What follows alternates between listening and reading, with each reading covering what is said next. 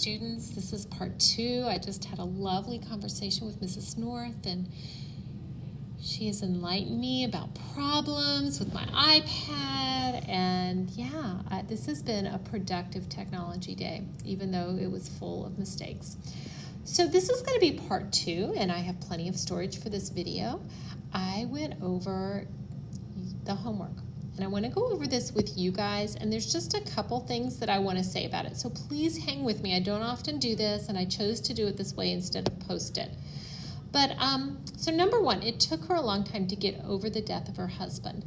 So you should look at that and go, okay, yeah, over clearly is the selection, but I also want you to recognize that's a verbal phrase. Is there a word that you can think of, one word that could take the place of get over? Well, it may take you a while to think of it, but I'll just tell you, you could say it took her a long time to recover from the death of her husband, okay? Or to grieve, or lament, or heal, okay? So all of those would be synonyms for get over. That makes that a verbal phrase. Number 2, if you don't get out of this house, I'll send for the police immediately. So what would be one word to take the place of get out? Well, leave. If you don't leave this house. Exit, escape. So that is a verbal phrase. Number 3, please look after the baby while I'm out. Now, someone today put the word for. Please look for the baby while I'm out. And that's a little disturbing for me to think that somebody would leave and tell you to look for their misplaced baby. I think after is a better word. So look after. What would be a synonym? One word that could take the place of look after. Well, I think of watch, or perhaps babysit. So that is a verbal phrase. Number 4, he asked me to have a look at the document before I sign it. So number 4 is a great illustration why you should not trust everything that comes off of the internet. So I like this worksheet as a stepping stone to understanding verbal phrases, but number 4 is wrong. And I realized this when I did the key. So he asked me to have a look at the document before I signed it. Well, if you'll notice, look has an article in front of it. That makes look a noun.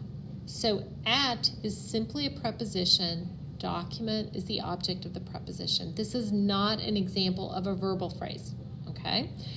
So if you put at in, well, that's correct, but this is not a good example that should have been included on this worksheet.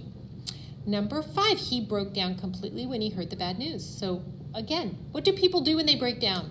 They cry, scream, tantrum. So any one of those could take the place of break down. This is a verbal phrase. I asked him to put out the lights if he was the last to leave. Some students said put off the lights. I think this is a funny phrase, and this is a great time to say that many phrasal verbs are colloquialisms. They're phrases that are used in certain regions. So we live in the South, and when I moved to the South, I learned this little phrase, cut the lights off. I just always learned you turn them off, but cut them off. And I think number 6 is like this, put off or put out the lights. So could you replace those with one word? I asked him to extinguish the lights. Sure. So that's a verbal phrase, even if it's kind of odd. I started getting up at 5 a.m., but I don't know if I can keep it up for long. So this sentence illustrates that a phrasal verb can be interrupted by a pronoun. In this case, it, keep it up. But what would be one word that could take the place of keep up? I don't know if I can continue for long. So that is a verbal phrase, even though it's interrupted by it. The gun, number 8, the gun went off by accident and hurt him in the leg. Is there one word that could take the place of get off? Well, I was told that you could say fired by accident or exploded by accident. So went off is a verbal phrase. Number 9, the price of tomatoes usually goes up in the winter months. Now in class we had a little economics discussion of why would they go up and not down, and it has to do with supply and demand. In the winter there's not as many local tomatoes, and that makes the tomatoes available more valuable. Their price goes up. And what would be one word to take that place? You could say the price of tomatoes increases or rises in the winter months. I had no use for the books, so I gave them back to the library. Some people said I gave them away to the library. So gave back, let's start with that. What would be one word to take that place of gave back? You could say returned. So I returned them to the library. Or if you say I gave them away to the library, one word would be I donated them to the library. And again, notice that this phrasal verb is interrupted by a pronoun.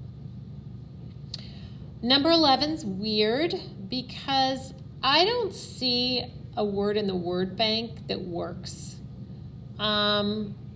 Over is what was on their answer key. I came over a vase that I wanted to buy. That just doesn't make any sense to me whatsoever. How do you come over a vase?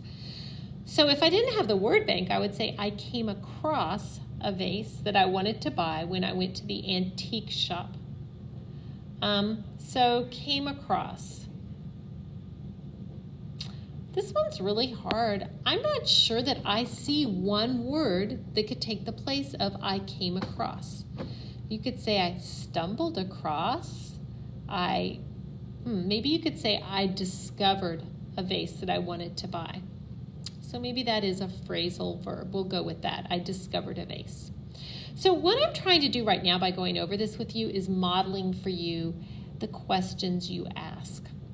Okay, so I'm going to let you look at the rest of this and you can see the answers, okay, for the remainder.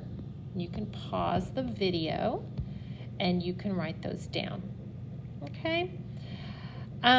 We're going to return to phrasal verbs, and the next time you're going to have to recognize them. So my hope was that by creating them and then talking about why they're phrasal verbs, that will help you next week when you have to identify them.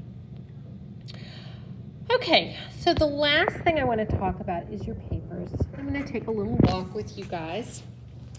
And this is what we did in class today. Okay, we had a writing focus, and I'm going to try to give that to everybody. The writing goals today: determine your article's focus. So in a broad sense, do you want to write an article that talks about the benefits of refugee resettlement or the dangers? And then you want to try to find a focus. Do you want to talk about refugees from a particular country? Do you want to talk about children from refugees? Do you want to talk about jobs, like how they fill jobs Americans don't want, or how they take jobs away from Americans? So you want a focal point. You need to have 2 sources. And a source can be a video. So I gave you guys 2 videos online, and one gives you facts. What is a refugee? The other gives you a story, the Farwin family. But even if you don't want to use those, you need to find 2 sources, one that has a story, one that has facts. And then I want you to outline the article. And by outline, this is a very general outline. But you're going to have an introduction. So Roman numeral 1 will be intro. A would be your opener. Ask a question, give a startling statistic, tell a story. B or C will be your focus. What question are you trying to answer? What argument are you trying to make in your article? And then 2, body. What are the facts you want to include? And what is the story? What's the family, and what are some facts you want to include? And your body in your paper could be 1 paragraph or 2 or 3 or 4. Then Roman numeral 3 is conclusion. And in your conclusion, you should bring through what's the importance of your argument, or what are lessons that can be learned from the story you've shared, and are there any action steps? Okay, so I'm pacing you guys. You're going to get this video on Wednesday morning, and so this is where you should be by Thursday. And then each day we're going to have a different writing focus. So this is where you should be. And remember 2 things. I don't want you spending a lot of time on research. And 2, this is short. This isn't a research paper. 1 aspect, you're writing for a newspaper audience. You're trying to capture attention and change opinion. Okay? Okay, thank you. Have a good day.